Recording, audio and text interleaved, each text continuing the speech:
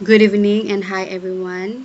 Thank you for joining us today for this online forum. I truly appreciate your time and presence as we delve into a meaningful discussion on alternative assessment methods in education. Okay, so next slide.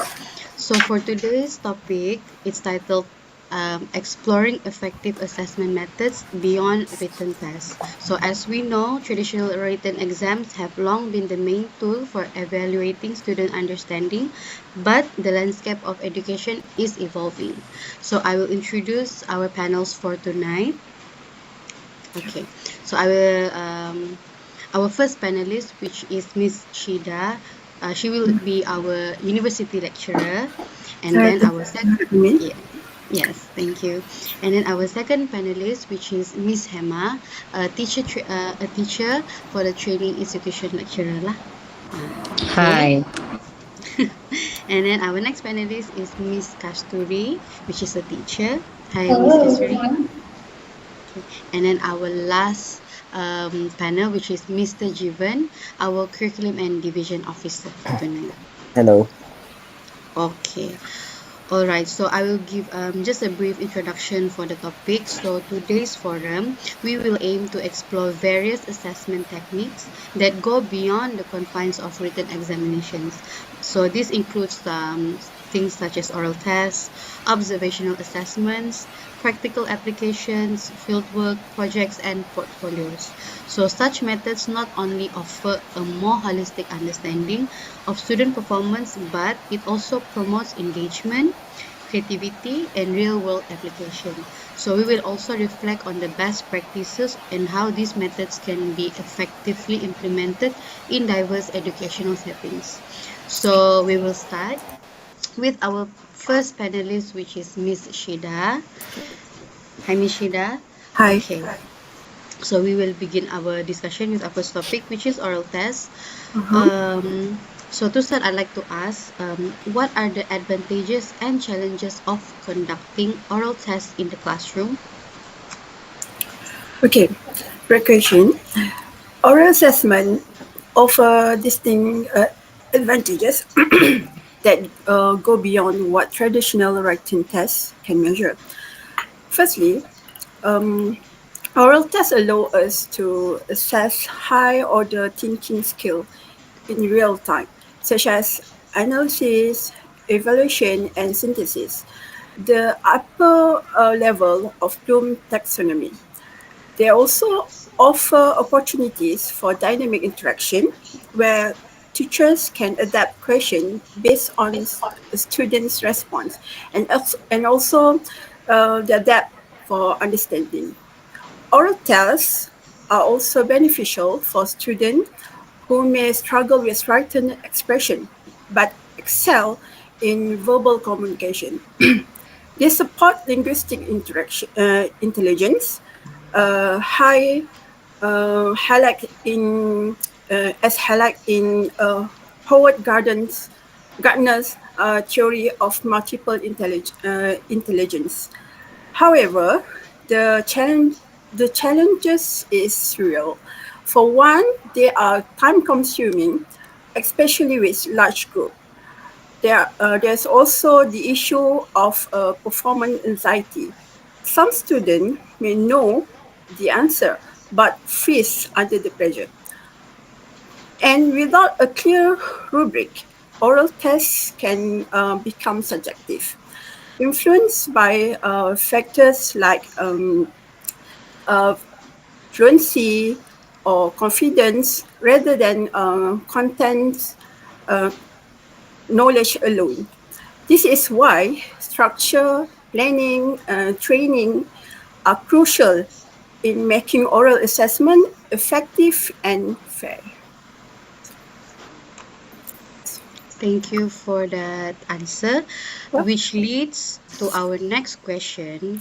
Yeah. How can oral assessment be structured to effectively gauge student comprehension and critical thinking skills? Okay. To structure oral assessment effectively, educators must begin with clear learning objective and use those to develop specific rubric.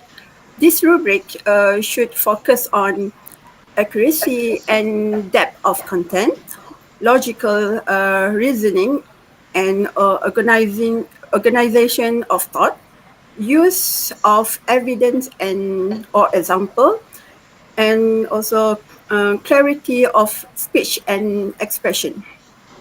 One effective approach is the scaffolded oral assessment, where students begin with simpler question, recall and understanding, before progressing to analysis and evaluation. This scaffolding align with Vygotsky zone of proximal development, supporting learners just beyond their current ability with guidance. Additionally, we can use case-based question or problem scenarios to stimulate critical thinking, which we call KBKK. For example, in science subject, rather than asking what is photosynthesis, but we could ask how might a plant reach it if it receives only green light, and explain why, something like that. So to ensure fairness and consistency, it's advisable to record the session, not only for documentation, but also to allow for moderation and student self-reflection. All right, that's a very structured approach. So now, in your experience, in which teaching and learning contexts are oral assessments Mhm. most appropriate, and how can they complement traditional written exams? All right. Um, Oral tests are most appropriate in language-based subjects like English, Bahasa Melayu, Arabic, or maybe Mandarin, where communication skills are part of the learning outcomes. They are also ideal for project-based learning, viva voce presentation, or research defense. Okay, particularly in science, social studies, and even TVET field, where students must explain their methodology, justify choice, or interpret results. In these cases, oral tests promote a real-world readiness by evaluating the student ability to present and defend their ideas. The skill valuable in the workplace. Importantly, oral tests should not replace written exam, but rather complement them. While written tests measure structured thinking, uh, grammar, detailed planning, but oral assessment evaluate spontaneous interpersonal skill and also verbal articulation. This dual approach support more holistic evaluation, uh, catering to the diverse learning style and ensure that no student left behind simply because one format doesn't suit them. Yes. All right, thank you, Madam Nushahida, for your informative and practical insights. But before we go to the next panelist, would you like to share any final thoughts? Okay, thank you. If there's one takeaways, is that assessment should not be one size fits all. As our students become more diverse, so must our method of evaluating them. Oral tests, when planned with care and structure, can empower students, uncover hidden potential, and also enrich the overall learning experience. Let us, as educators, be brave enough to innovate, not for assessment's sake, but for the sake for the meaningful learning. That's all. All right, that was really good. Thank you, Madam Nashahida. Thank you. Okay, now let's move on to our next speaker, which is Miss Hema. So, Miss Hema, I will get into the questions directly, yeah? All right. So, first question, in your opinion, what role does observation play in assessing student learning? Hi everyone. Actually, observation playing and assessing students' learning is a critical role in providing a more complicated picture of students' learning. It's enable us to evaluate students' thinking, behavior, and application of knowledge in a real-time situation in additional to their knowledge. Through observation, we can and enable skills that are hard to test on paper, like communication, collaborations, creative, and problem solving. For example, by watching how a student lead a group activity or explain a concept to peer, we gain deep insight into their understanding. It's also help in a formative of assessment. It's such like giving us a chance to identify learning gaps and immediately respond to the target, like I give a supports or feedbacks towards the child. Importantly, observations supports also in inclusive assessments. It gives us every learner a chance to demonstrate growth, especially those who are struggle with a traditional test due to language barrier or learning different culture of the students.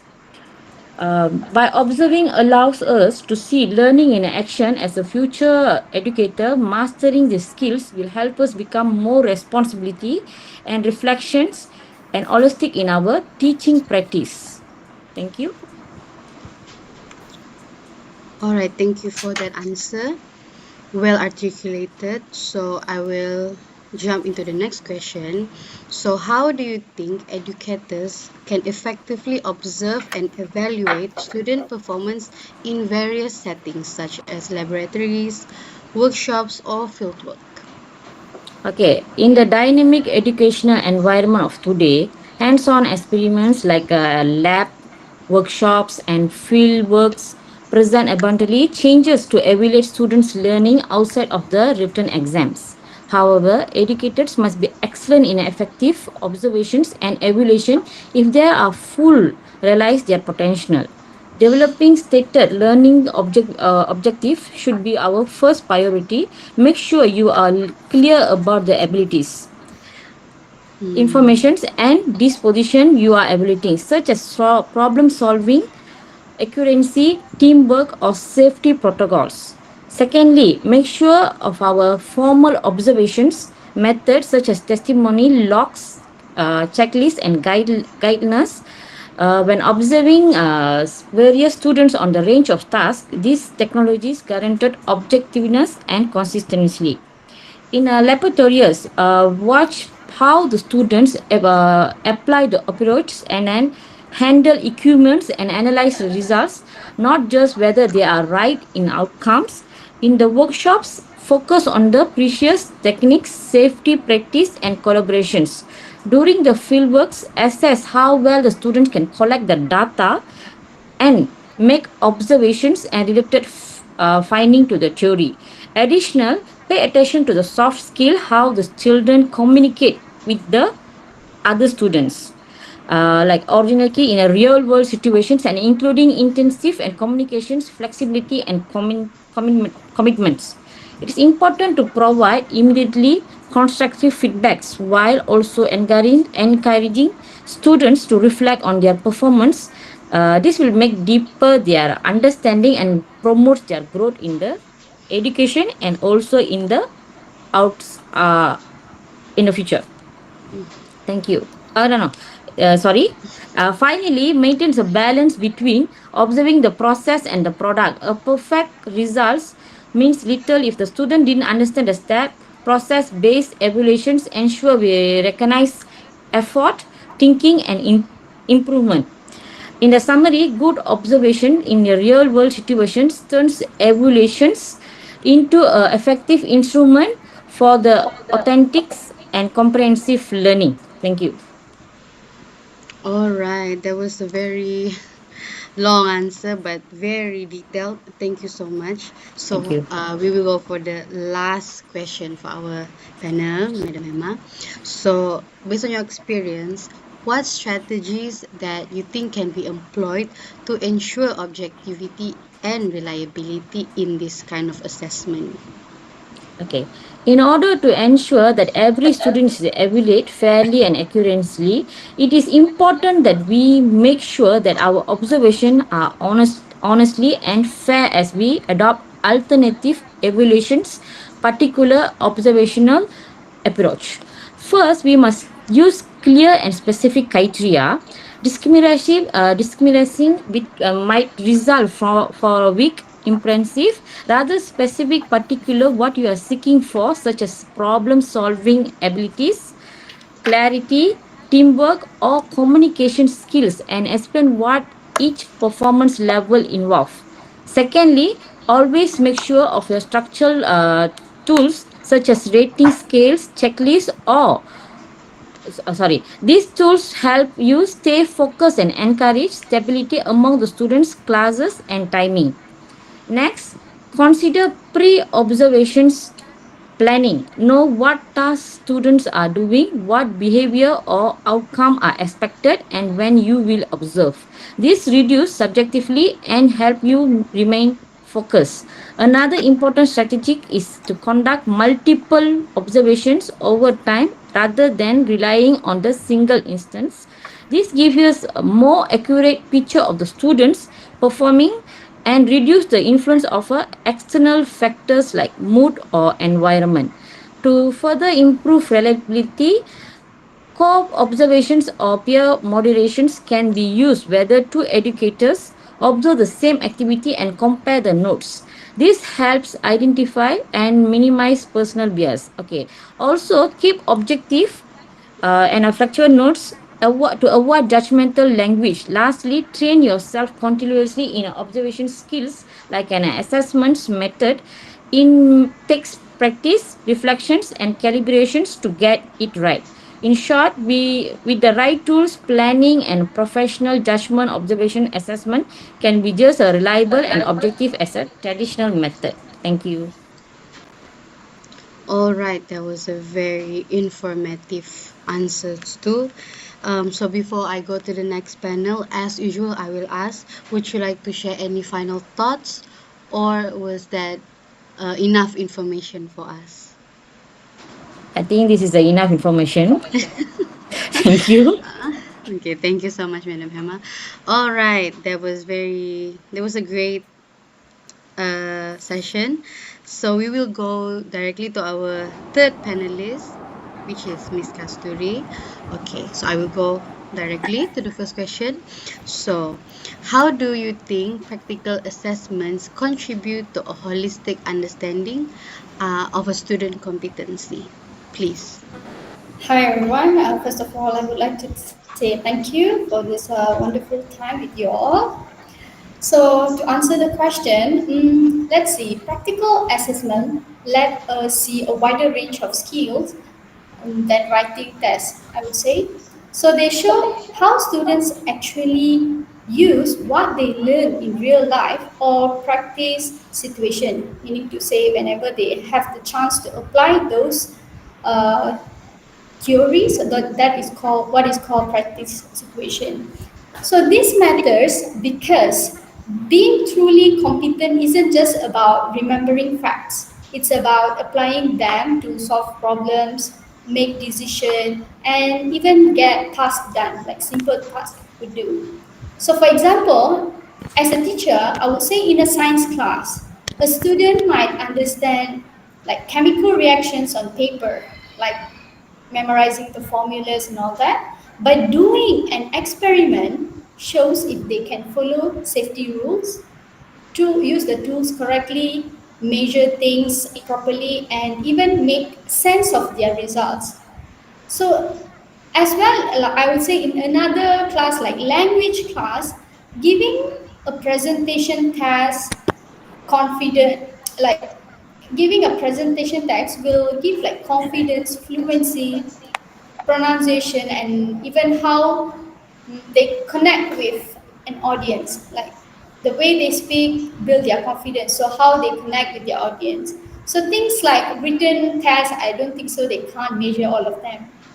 So I think practical assessment also let us see important soft skills like teamwork, communication, time management, and like adaptability.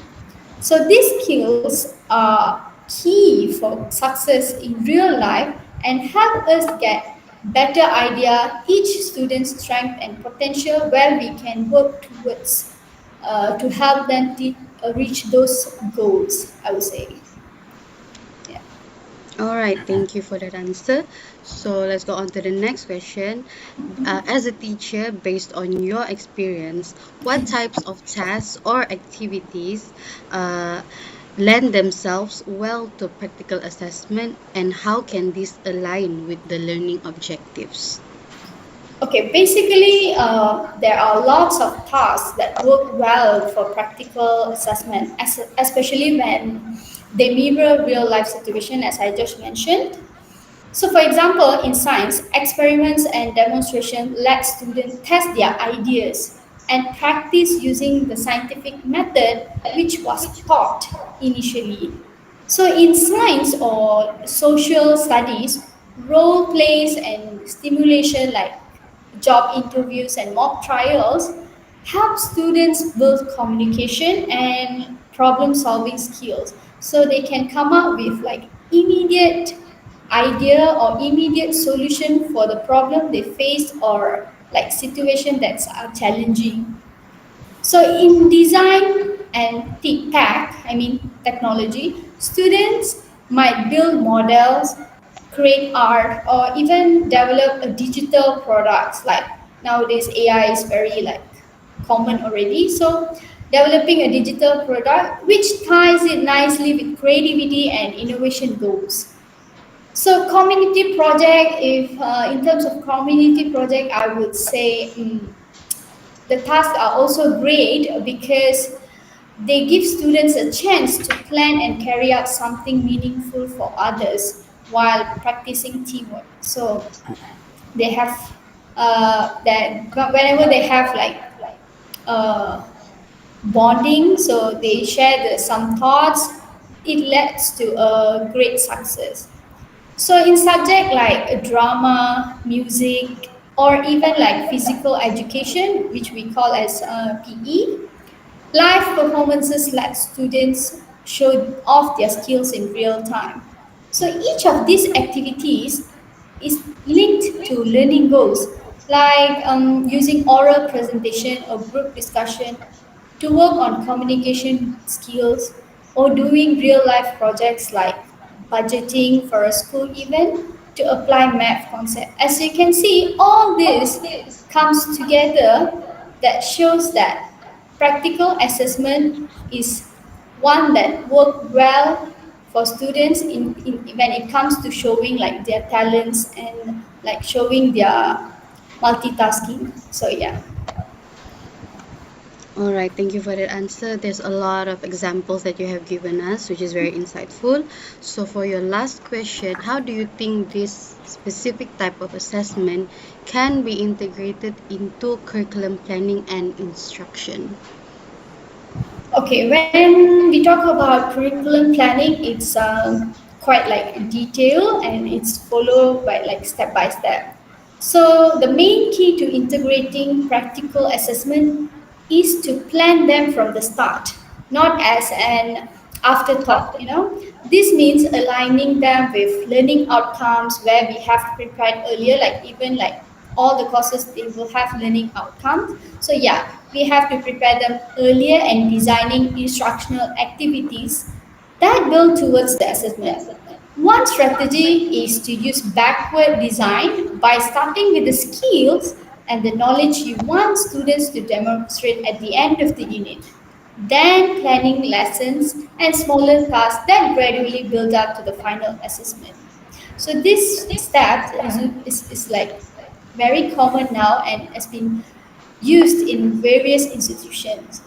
So practical assessment also can be embedded in regular lessons instead of being reversed only for major projects. So like short informal demonstration, quick experiments, or mini performances can become part of everyday lesson, providing continuous evidence of learning, and this way students will engage better, I guess, without feeling boring or left behind. So yeah, it is also essential to use clear rubrics that outline criteria such as accuracy, creativity, teamwork, and problem solving, and share them with students early so they understand what is expected. So they will give what we want. So yeah, practical tasks can be combined with other forms of assessment such as reflective journal, portfolios, or presentations to capture both the process and the products. For example, like I'm as a being a science teacher, so I would give an example from that subject. So after conducting the science experiment, students should submit a lab report. I think we all have been done that when we are in primary and secondary, even in our undergraduate studies. So yeah. So they need to submit a lab report along with a short video explaining their findings. So this way teacher also may collaborate with the colleagues across the discipline to create cross-cultural project. For instance, a project on a sustainable living could involve science like researching solution. If we take mathematics, it involves like data collection. Or if we talk about language, it can be about report writing and like report writing or performances in terms of like arts and performance. Yeah. So when integrated thoughtfully, practical assessment become a natural part of the learning journey, providing students with multiple opportunities to demonstrate the growth while allowing teachers to make timely intervention for themselves as well as for the students. Yeah, that's all from my end. All right, thank you so much, Miss Kasturi. That was thank you for a lot of the examples and information that you have given us and shared with us.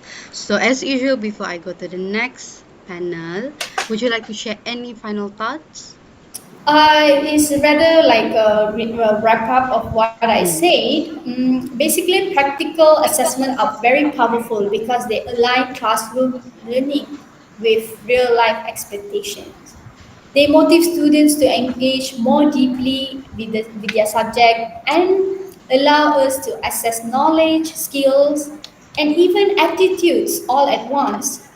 By planning ahead and embedding this task into curriculum, I believe we can ensure every student has the opportunity to demonstrate their true potential beyond like traditional tests. Yeah.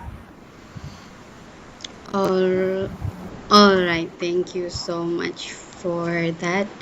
That was a very great sharing session about our third topic, which is about practical application. So let's move on to our last speaker. We still have another question in the end. Okay, so for our next topic, which is about fieldwork projects and portfolios. So for this topic, there will be Mr. Jivan that will be sharing his thoughts. All right, Mr. Jivan, how are you doing? I'm doing good. Thank you. Thank you, Madam Moderator. All right. So I will jump into the question. So first question, what do you think are the benefits of incorporating fieldwork, projects and portfolios into the assessment process? Please share. Sure. Thank you.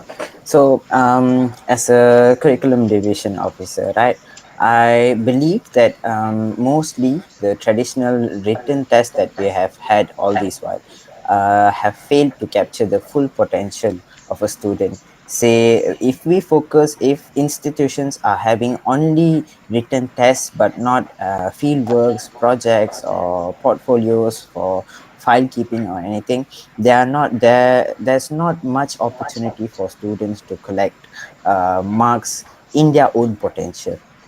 In most cases, fieldwork, projects, and also portfolios gives them a sort of like a shift in which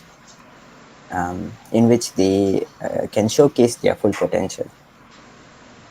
So I'd like to begin with Fieldworks. Fieldworks help students to understand how they can apply what they have learned, not only by memorizing but also by demonstrating their inquiry skills through questionnaires in fieldworks. And whereas for project-based assessments, it allows students to evaluate cross-curricular competencies such as critical thinking, collaborative problem solving, and also civic engagement, in which they assess their own morals while doing a project-based assessment. And finally, for portfolios, they provide the most comprehensive benefit by showcasing a learner's, a student's growth trajectory. For an example, say a student is compiling Bahasa Malaysia compositions for over 6 or 7 months, right? While they are doing this, they develop linguistic precision and also creative expression. All right. So, from based on your answer, that leads to my next question, which is, how do these forms of assessment encourage our student in engagement, creativity, and real-world application of that knowledge? What do you think? Okay. See, these assessments, these forms of assessments, right, which are not just written-based assessments, they form an engagement and also creativity by positioning students as knowledge creators, more of a knowledge creator rather than just consumers. They are enabled to create their own substance or their own resources rather than just memorizing and just vomiting out vomiting it out in exams. When students, by doing this, they feel like their work matters. They have a sense of responsibility. While doing that, they also become more motivated and engaged. Let's take project-based assessment for an example, right? Say a student is asked to create a business plan as a part of their economics class. They are not just writing something for marks, but they are also developing skills that they might use in the future, in the practical sense. Say when they have started working, it also encourages them to think creatively, solve real life problems, and also make more informed decisions.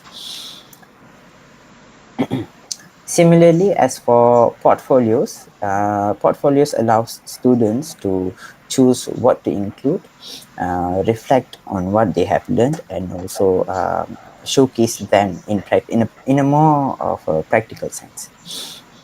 And finally, for fieldwork, if we take fieldwork for an example, students don't just learn from a book. They witness real life consequences and make connections between theory and also practice while doing fieldworks. In conclusion, these assessments are not just about checking their knowledge, what they know, what they haven't, what they don't know yet, but also they are about enabling a learner as a thinker, as a problem solver, and also as a contributor for real life situations. All right, thank you for that. Which comes to our last question for this topic. So, what kind of considerations should you, as an educator, keep in mind when you design and evaluate fieldwork projects and portfolios? Sure. See, firstly, the most important criteria that one learn an educator should keep in their mind is that alignment with learning outcomes is very important. The more often than not, students are not well informed on what are the learning outcomes that they should focus on. So to accomplish that, every task should be tied clearly to what students are expected to learn. In most natural cases, more students do not go through their CLOs cause learning outcomes. So when an educator is assigning an assignment or a test or a project, they should include these learning outcomes within the assessment itself.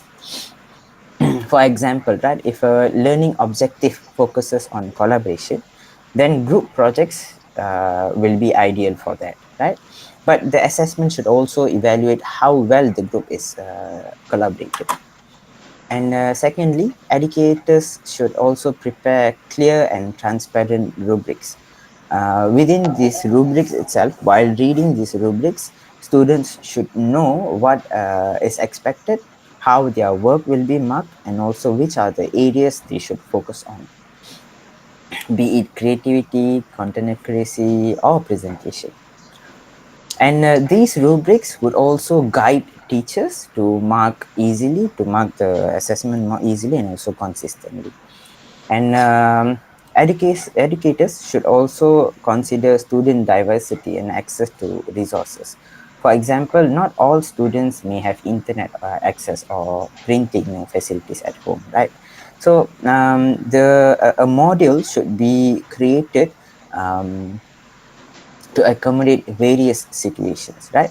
While all it is also impossible to know each student's availability to resources, right? But I believe that each module should be created based on a generic consideration of generally available resources.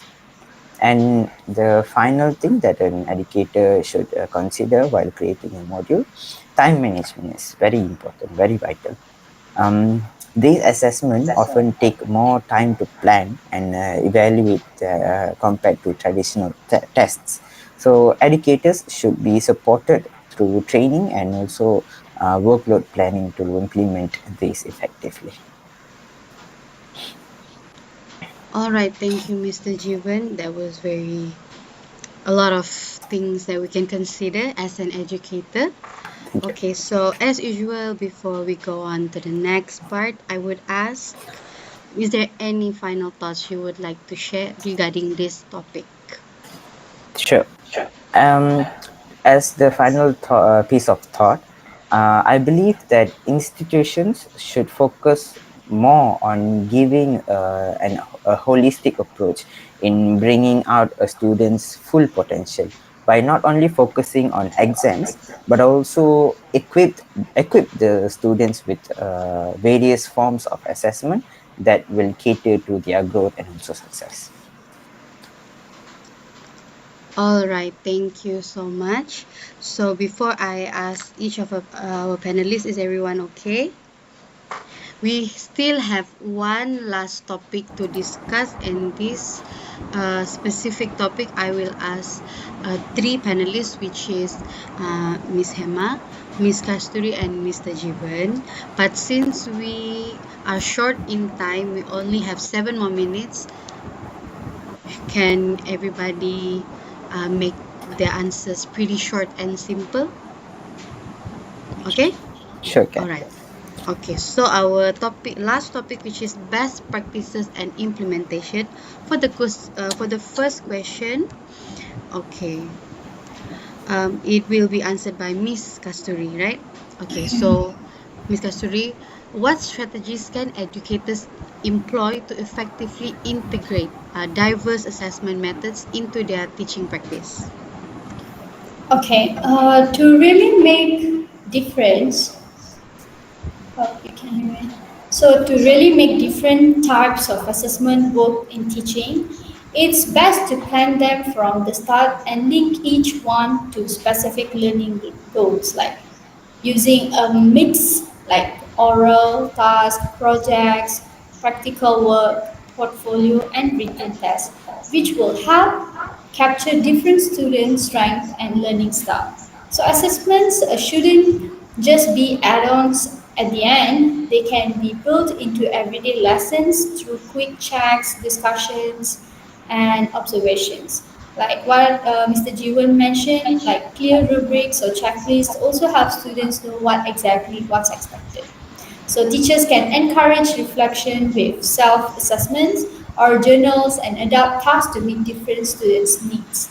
So working with other teachers to create cross-cultural projects adds a real world feel, and giving students regular constructive feedback along the way helps them improve before the final assessment.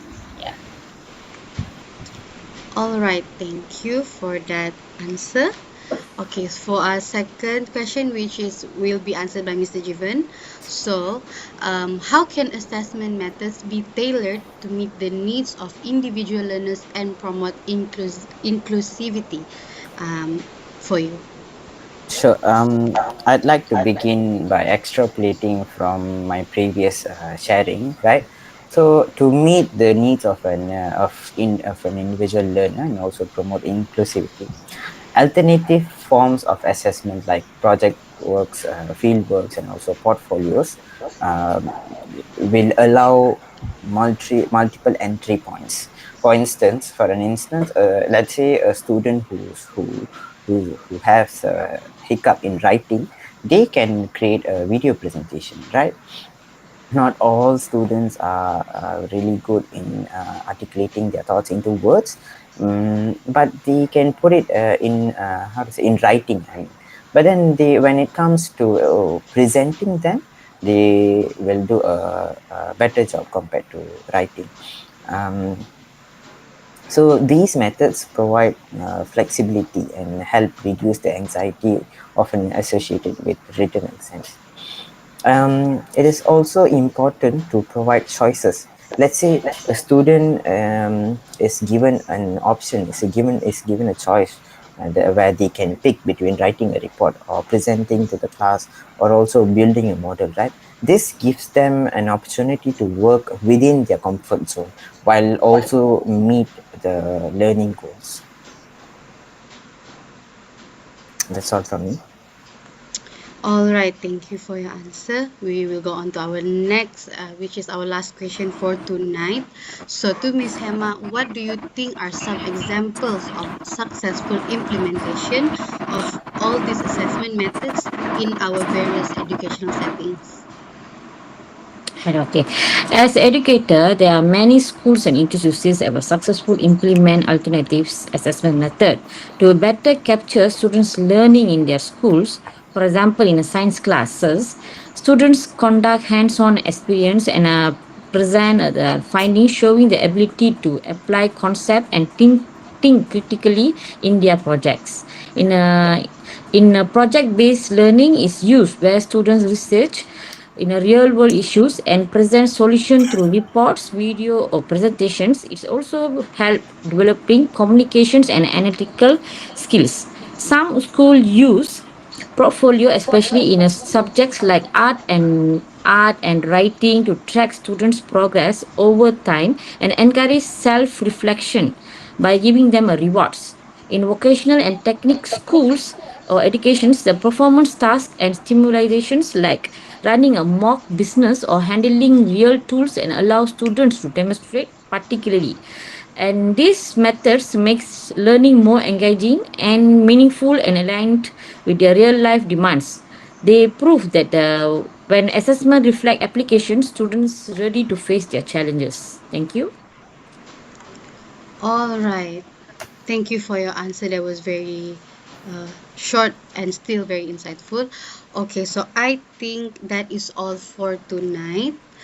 So I would like to thank you all of our panel members for this insightful and engaging discussion. We have explored a lot range of effective assessment methods, and it is clear that these alternative approaches not only offer a more comprehensive evaluation, but it is promote critical thinking, creativity, and real application.